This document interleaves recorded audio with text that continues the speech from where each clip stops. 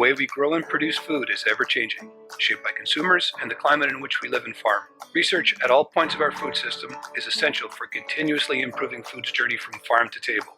The Manitoba Agriculture and Food Knowledge Exchange explores timely research innovations and applications that make our food system better than ever. Join us for today's podcast. Hello and welcome to ChangeMAKErs, a Manitoba Agriculture and Food Knowledge Exchange podcast series. My name is Peter Frohlich. I am the Research Development Coordinator for the National Centre for Livestock and the Environment at the University of Manitoba. In each episode, we chat with an academic member of the Faculty of Agricultural and Food Sciences at the university to find out about the research they're working on and how this research is shaping agriculture and food production in Manitoba and beyond. We also get to know the researchers and get to know the person behind the discoveries. Today, I'm joined by Dr. Xiaopeng Gao, who is an associate professor in the Department of Soil Science. Thanks for joining us, Xiaopeng. Thank you for having me, Peter. And it's always a pleasure, to share our research. I appreciate this opportunity. So, Xiaopeng, before we get into the details about your awesome research, can you please let us know why you decided to become a researcher, and maybe a little bit about the path that led you to become associate professor at the Department of Soil Science? Yeah, thank you for the question. Maybe I can start a little bit from where I grew up. So originally, I'm from China. I grew up a family, but my parents, they don't have a farm, but my grandparents, they have farmland. So during my childhood, I was always involved in all different kinds of field activities like harvesting, like planting, like tillage, At that time, everything was done basically by hand. So I do understand the challenge that farmers can face growing their crops there, that could including the poor soil, that could including, the unpredicted weather, that could have some bad management decisions there. So especially for China, it has a large population there. Every farm has only very small piece of land. They always treat it as a treasure. Then I go to university, I picked agriculture, more specifically soil chemistry, for my undergraduate education there. So, and then when I was doing my master in China Agricultural University, I actually picked plant nutrition. After that, I went to the Netherlands to do my PhD, which is also in soil science. So really, my education background always focusing soil science, plant nutrition under the umbrella of agriculture. So I always had a consistent interest in agriculture and, want to improve the sustainability of the agriculture systems. You alluded to some differences between farms in China and farms in Canada. What are some main differences? Yeah, as I mentioned, one key difference is the acreage of the land. So in China, they always have a small land, but in Canada, our farmers here, they usually have huge land area, for the production. Another key difference is actually the application of the technology or the modern machinery, right? So it's in China even nowadays, because they have this small land limitation there, they are very limited in terms of using the large machinery for their operation. But here in Canada, we are really rely on those development of the technology of the machine for the farming. Okay. When did you start with the university as an associate professor? Okay, you don't know how old I am. That will, tell I am actually old. Okay, I did my undergraduate between 1995 to 1999 with a major in soil science, soil chemistry. Following that, I did my master in China Agricultural University in Beijing. And after that, I was offered PhD position at Wageningen University in the Netherlands. And that's where I started to work on a project looking at micronutrient availability in crops. And we set up, different field trials. I also did a bunch of controlled environment greenhouse studies, soil incubation studies, and also a little bit modeling work during my PhD, basically to look at how the plants, especially the root of the plants, take up the nutrients from the soil, and how that nutrient is being translocated into the grain of the crops. You mentioned that land is treasure in China, and I think that's a really great way to look at agricultural land. So why did you decide to study soil? Like, what is, we drive in the country and we see black, dark, brown soil. What's so interesting about soil that we need to be attentive about?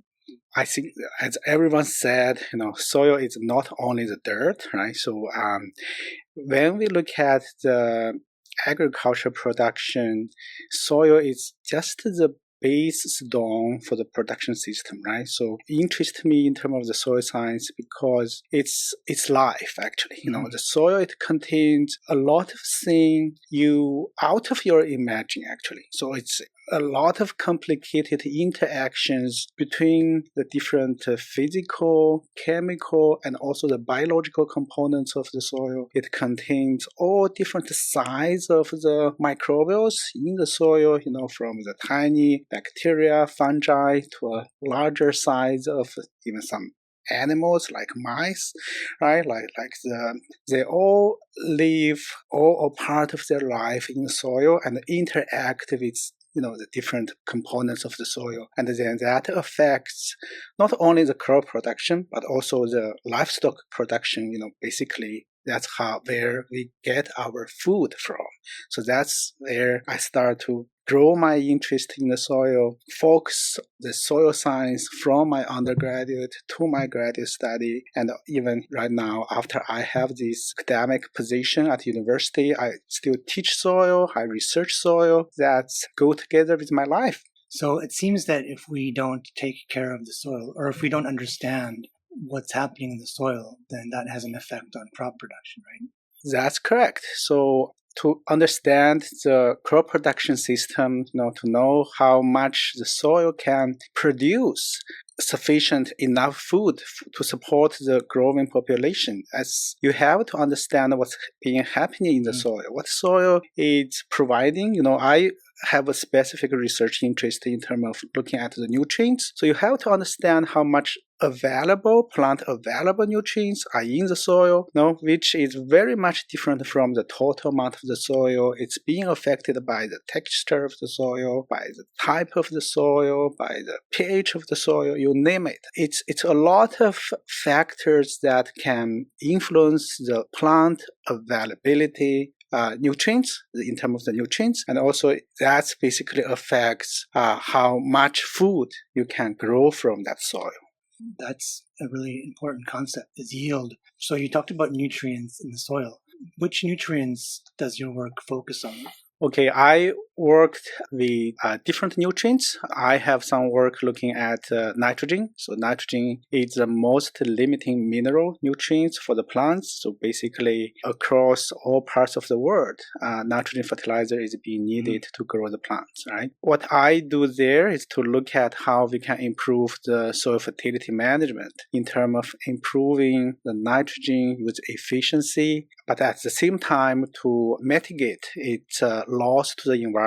And one of very specific interest is to look at the greenhouse gas emissions, because part of the nitrogen fertilizer you applied to the soil gonna lost to the atmosphere as a form of the nitrous oxide, which is a very powerful greenhouse gas that can affect the environment.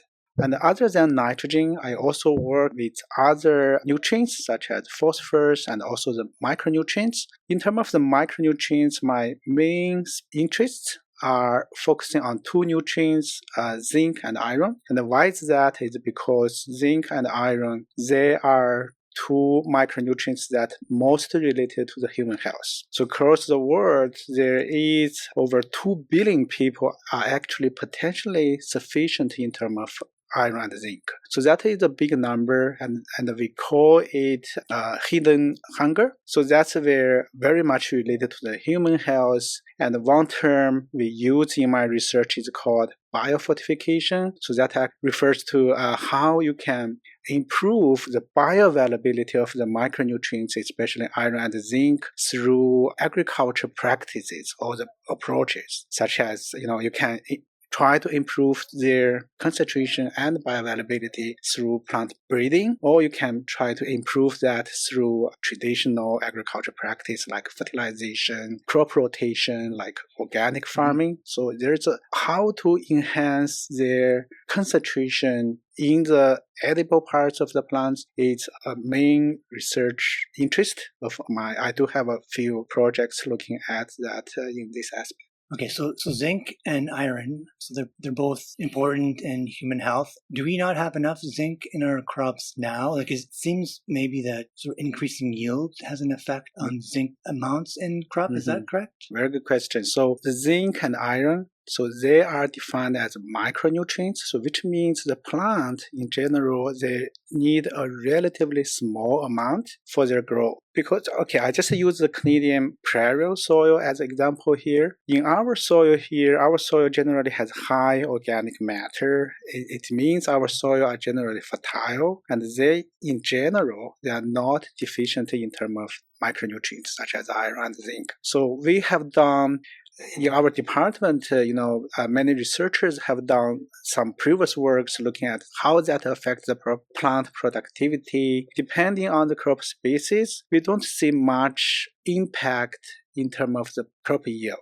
But the key thing we are looking right now is how that affects their accumulation in the grain. The key challenge we are facing right now in terms of their bioavailability, because it's not only their concentration, but also how available they are to the human consumption. So when I'm talking about the bioavailability, it's one very common index we use in the research is actually the phytate to zinc or the iron ratio. So phytate is the main storage form of the phosphorus in the crop grains, and we call it as anti-nutritional compounds. So if you have too much phytate in your grain, it will bind the micronutrients such as zinc and iron super strongly and decrease their availability for the human consumption. So when we use that as an index to look at the different, for example, the wheat cultivars across Canadian agriculture systems, we have done some research about this in previous work, and we found that it's much, much lower than being required by the human consumption.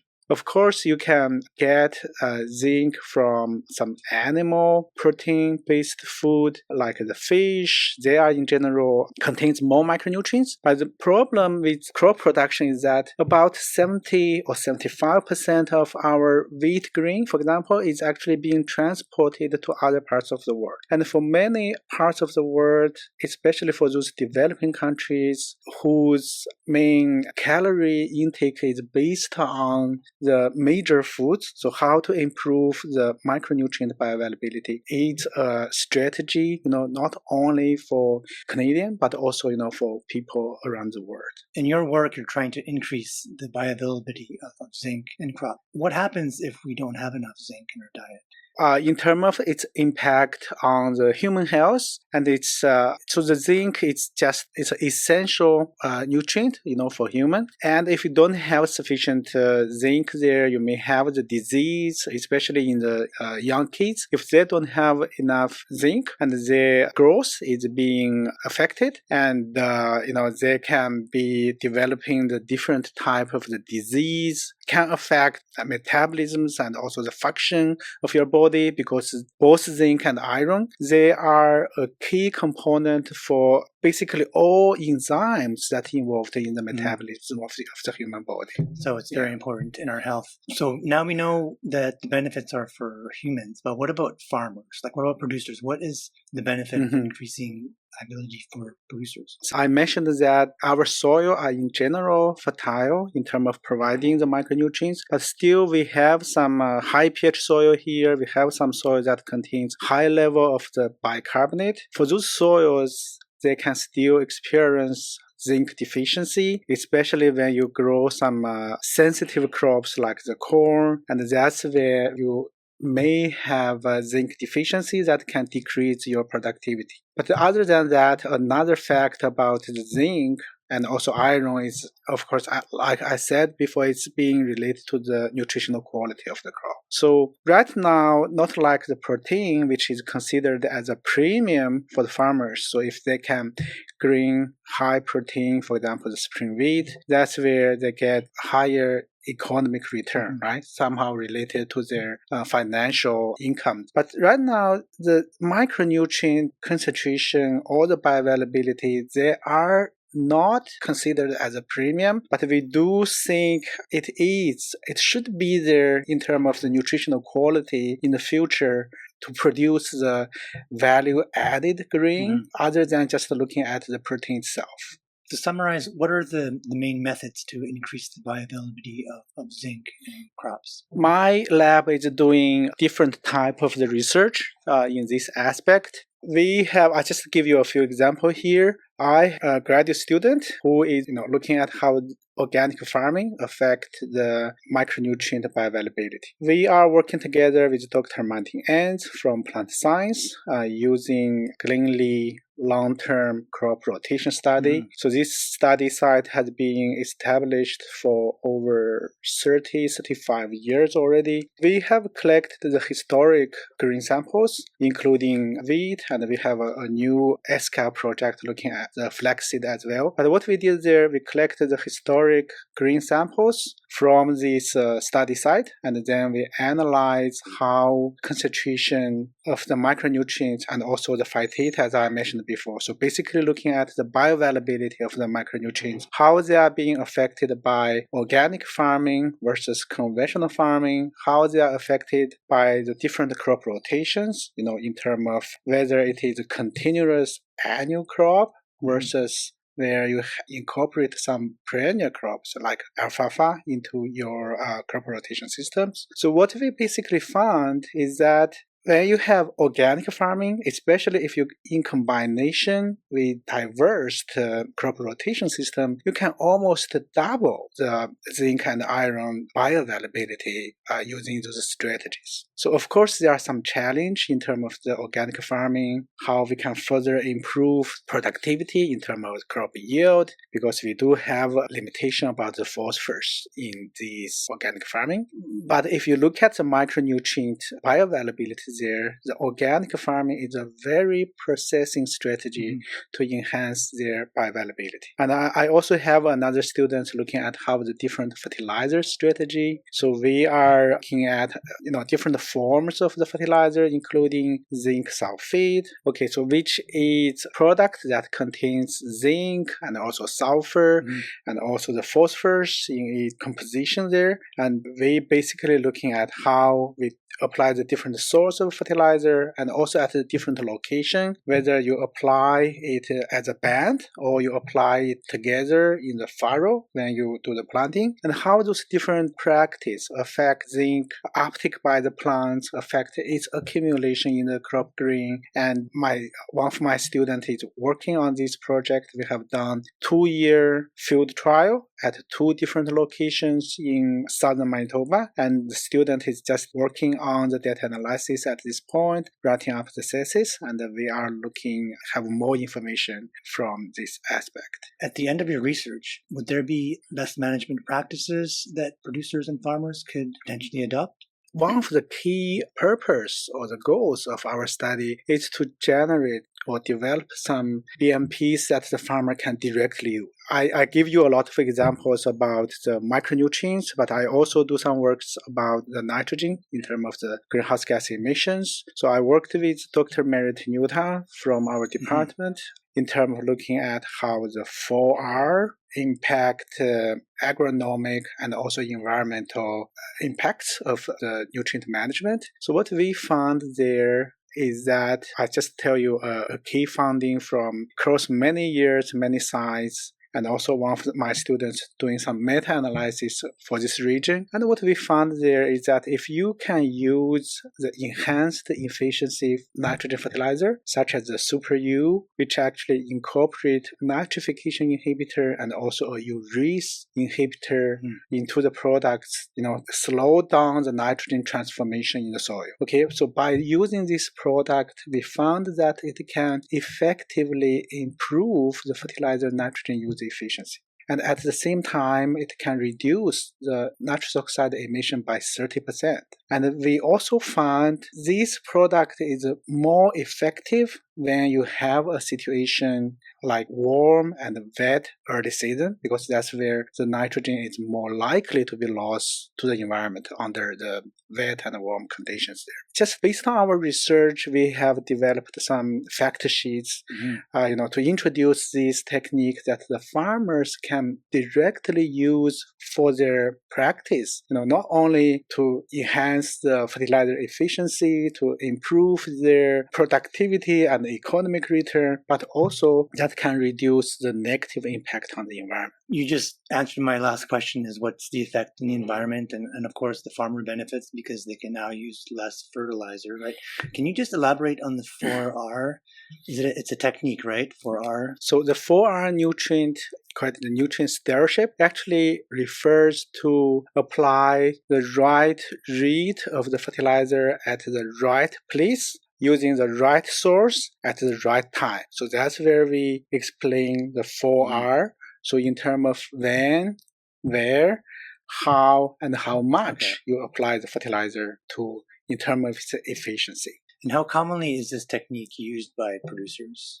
Okay, across the prairies, actually, we are doing a very good job in terms of employing 4R techniques. I just give you an example here. Based on our research, the banding relative to broadcast of fertilizer is much more efficient in terms of the fertilizer application. In our case, we have over 85 or even 90% of the farmers across the prairie, they are doing the banding fertilizer rather than just spreading them on the surface of the soil. That's a very effective way to prevent the loss and at the same time to improve its efficiency.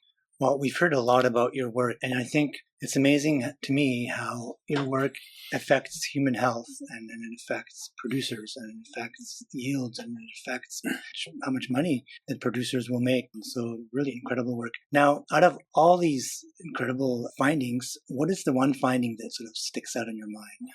In general, my work is looking at how we improve the soil fertility in terms of the agriculture sustainability, right? When we talk about the sustainability, my understanding of the term is actually it should at least have 3 meanings there. So first of all, a sustainable agriculture should produce sufficient food, enough food for people to eat. And number 2, it should be, that's where, we talk a lot about the food security. Believe it or not, there are still people around the world who don't have enough food to eat. Okay? Yeah. So that's the number 1 goal of the sustainability. And the number 2, you need to protect the environment. So the agriculture production should not negatively affect the environment in terms of the land, in terms of the water, in terms of the air. It should be environmental friend management, to keep this system sustainable. And lastly, that's where, we should produce not only enough food, but the good quality food.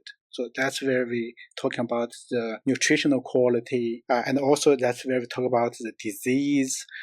Healthy food, sustainable agriculture system should also aim to produce not only enough food, but also healthy food for human consumption. I go back to what's the most exciting part of this research there. I'm just excited about everything, but I can maybe share a finding from my research. When we look at how the roots of the plants take up the nutrients from the soil, we are basically looking at 2 different strategies. So number 1 is about the absorption area. So how much area in the soil the roots of the plants can explore. That's where different root structure or the colonization with the microbes, the fungi can play a role in terms of exploring more area in the soil. And another mechanism is actually to improve the chemical availability of the nutrients. And how plants can do that? The plants, they can modify the pH in the soil by acidifying the soil by releasing some proton. They can also release the organic anions that can actually form compounds with the nutrients to enhance their availability to the plant. So this is two different mechanisms there. I have done work with both, but what is very interesting is actually if we look at plant strategy in terms of taking up the nutrients, they cannot have both strategies at the same time. So plants, they are smart.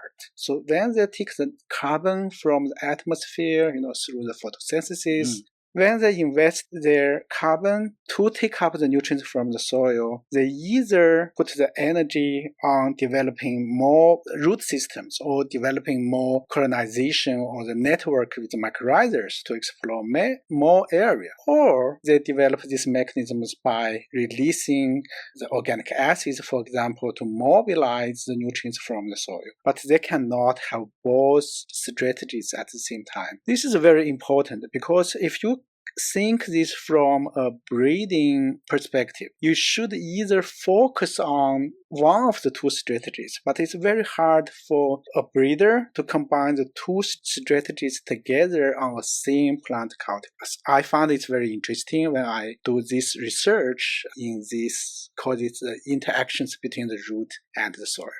So, and the area around the root is called rhizosphere, right? Rhizosphere, exactly. Okay, yeah.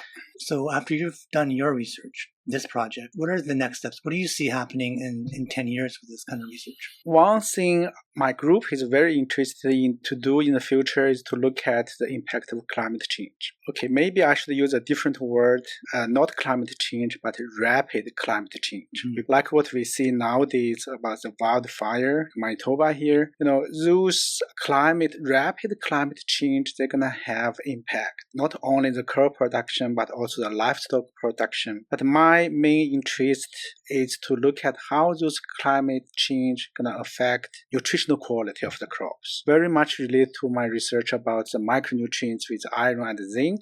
And recently, my group was approved with the CFI funding. And with this CFI, we are in the process of building a growth chamber. And this growth chamber has a very unique feature so that can precisely control not only the temperature and the moisture, but also the CO2 concentration. So with those very unique characterization, we can actually simulate the climate change under the controlled environment. So what we do there, we can set up the different scenarios. So what happens, let's see, if the atmospheric CO2 concentration increases by 20% from the current level, what gonna that affect the crop productivity and the nutritional quality? So we can do those type of work under the controlled environment with this new infrastructure supported by the CFI project. That's absolutely amazing that you can do controlled studies in a lab, control the climate conditions in your apparatus. It's wonderful. I mean, your research is amazing. It touches on so many great points in agriculture. Now, to get to know you a little bit, what is something interesting beyond science that keeps you going?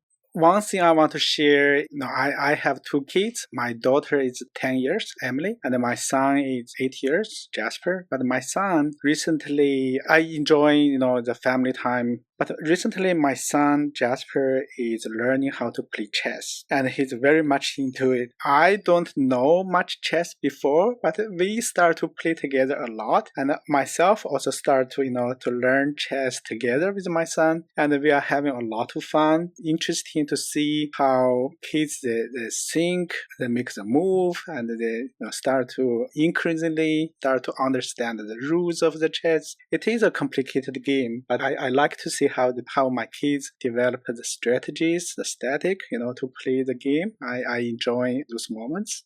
Yeah, it's a nice game to start when you're young because it trains your brain to think creatively and strategically. I remember being in New York City and seeing chess sets in the parks. I wish they would have that for kids to play. I have one more question for you. There may be some high school kids that could be listening to this podcast, and they may be thinking about their future and what do they want to do after high school. And some of them may be thinking about food production and agriculture. What is the message that you would give to them as they sort of make decisions in their future?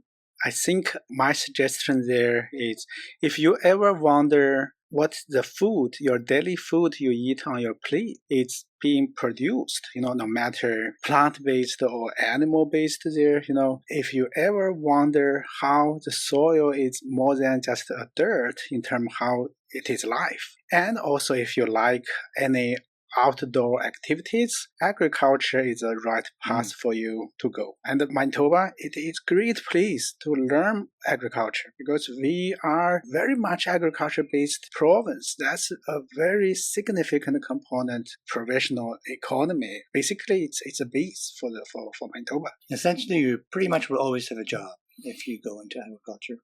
Yeah. Is the message. And that's why I went into it, because there'll always be work. People need to eat, right? Of course, yeah. If you want to help with people, especially farmers, that's the right place to go. Thank you so much, Xiaopeng. And that's it for today's episode of ChangeMakers. Thank you, Dr. Gao, for chatting with me today about your fascinating research and about your path to become a researcher. And thank you all for listening. Join me in future episodes of ChangeMakers to hear about other fascinating research being led by agri-food innovators at the University of Manitoba.